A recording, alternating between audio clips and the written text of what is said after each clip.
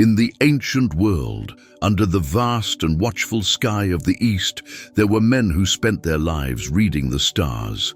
They weren't just simple stargazers. They were magi. This meant they were scholars, scientists, and advisors to the most powerful kings on earth. They came from lands like Persia or Babylon, places where knowledge was treasured like gold. They understood mathematics, medicine, and the secret movements of the heavens. For generations, their order had studied ancient texts and prophecies, including some from the Hebrew people who had once lived in their lands. They knew of a promise, a prophecy of a star that would rise to announce the birth of a new king, a king of the Jews who would change the world. For years, they waited and watched. Then, one night, it happened. A new star appeared. It was not like any other. It shone with a light that seemed alive, a brilliance that spoke of divine purpose. It moved in a way that defied the normal patterns of the cosmos. For the Magi, this was not a coincidence. It was a sign. The prophecy was being fulfilled in their lifetime. They knew they could not ignore it. This was the most important event in history, and they were being called to witness it. A deep sense of urgency filled their hearts. They had to go. They had to follow this star, no matter where it led.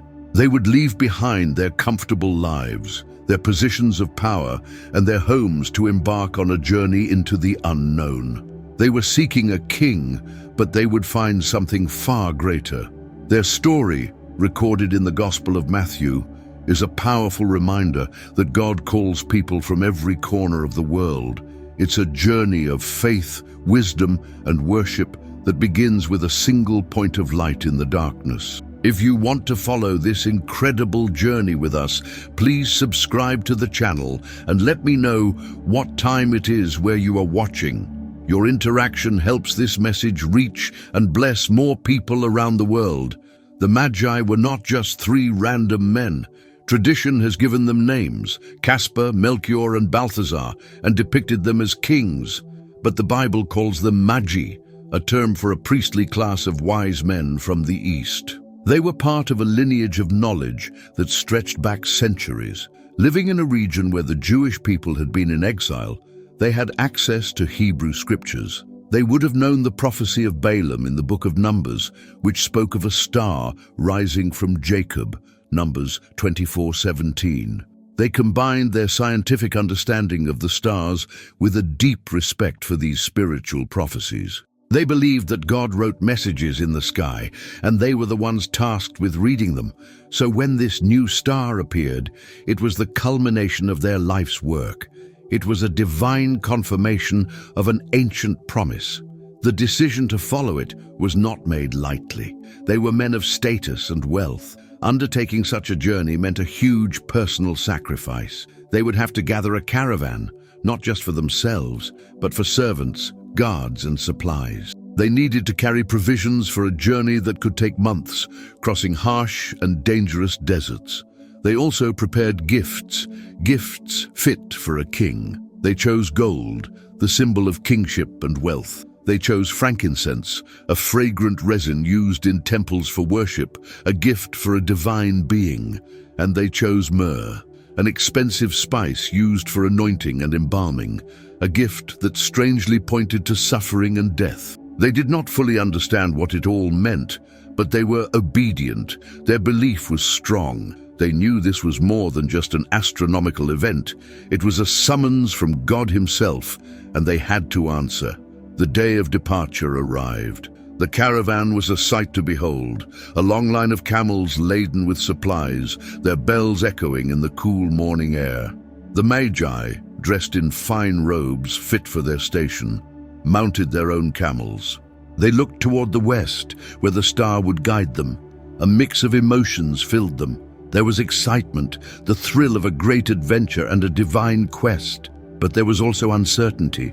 They were leaving everything they knew behind, venturing into foreign lands based on a single point of light in the sky. Their journey would take them across vast, empty deserts. The sun would beat down on them during the day, and the cold would bite at them during the night.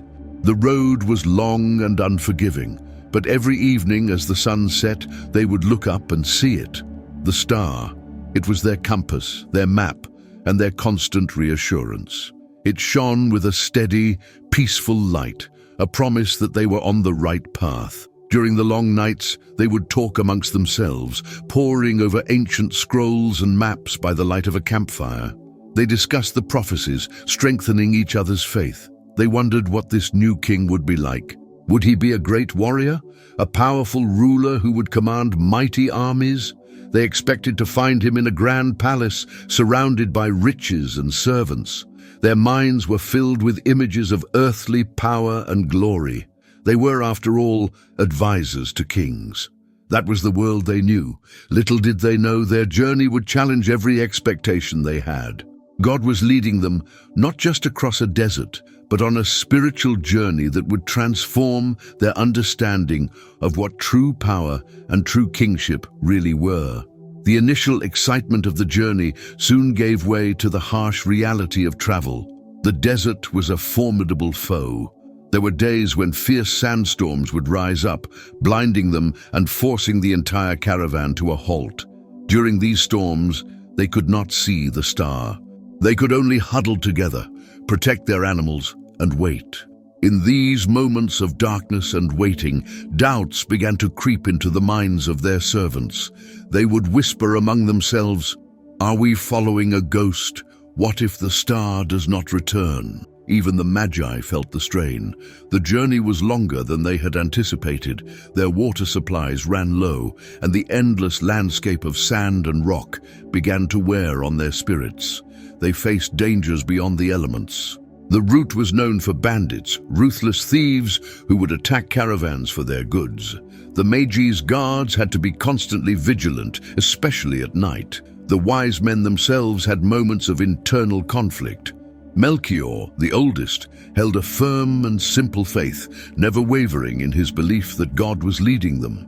Gaspar, a keen observer, sometimes felt his scientific mind questioning the supernatural nature of their guide. Balthazar, the scholar, would become frustrated when his scrolls and charts couldn't explain everything he was seeing. They had to learn to rely not just on their own wisdom, but on each other and on the divine sign they were following. Each time a challenge arose, a sandstorm passing, finding a hidden oasis or avoiding a potential attack, their faith was strengthened. They realized that their journey was a test. It was designed to strip away their self-reliance and teach them to depend completely on the God who had called them. They were being prepared for the king they were about to meet. After many months, the landscape finally began to change. The endless sand gave way to rocky hills and sparse vegetation. They had reached the land of Judea. Their spirits soared. They were close. The star seemed to lead them directly towards the capital city, Jerusalem. This made perfect sense to them. A newborn king, especially one so important that his birth was announced in the heavens, would surely be in the royal palace. They entered the city, and their magnificent caravan caused an immediate stir. People stopped and stared at these richly dressed foreigners and their train of camels. The Magi began to ask a simple and bold question to anyone who would listen. "Where is the one who has been born King of the Jews? We saw his star when it rose and have come to worship him." Matthew 2:2. News of their arrival and their strange question spread through the city like wildfire, and it soon reached the ears of the current king, Herod. Herod was not a man to be trifled with. He was a deeply paranoid and cruel ruler who had murdered members of his own family to protect his throne. The news of a newborn king was not a joyful announcement to him, it was a mortal threat. He was deeply disturbed. He immediately summoned the chief priests and teachers of the law and demanded to know where the Messiah was to be born. They told him, "In Bethlehem, in Judea." Herod then called the Magi for a secret meeting. He cleverly hid his fear and rage, pretending to be as excited as they were. He questioned them carefully about the exact time the star had appeared. Then he said, "Go and search carefully for the child. As soon as you find him, report to me so that I too may go and worship him." The Magi, wise in the ways of the stars, but not the deceitful hearts of men, agreed to his request. If this story is speaking to your heart, don't forget to subscribe to the channel and tell me from which city you're watching. Leaving King Herod's opulent and tense palace, the Magi felt a sense of unease. The atmosphere in Jerusalem was one of fear and political power, not the joy and celebration they expected to surround a royal birth. They were confused. Was this truly the place where the King of the universe was to be found?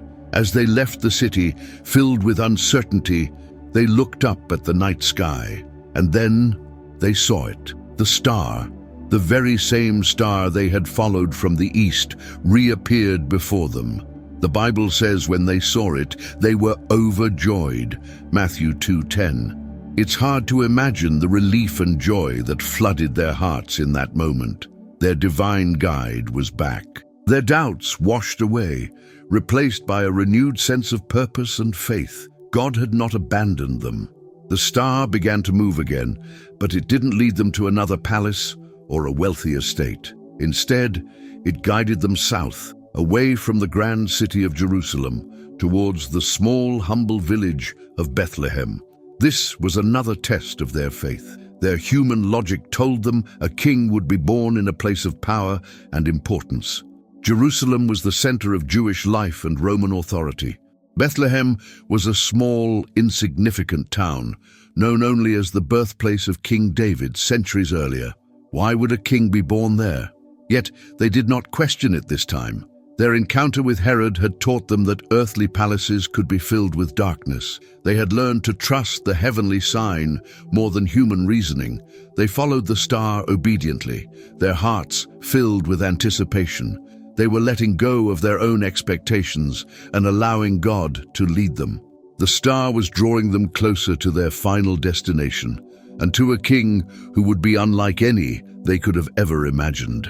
The journey from Jerusalem to Bethlehem was short, only a few miles, but it was filled with a growing sense of wonder and tension. Every step brought them closer to the culmination of their long quest. The star they followed moved slowly, deliberately, as if pointing out the exact path. Finally, it came to a stop.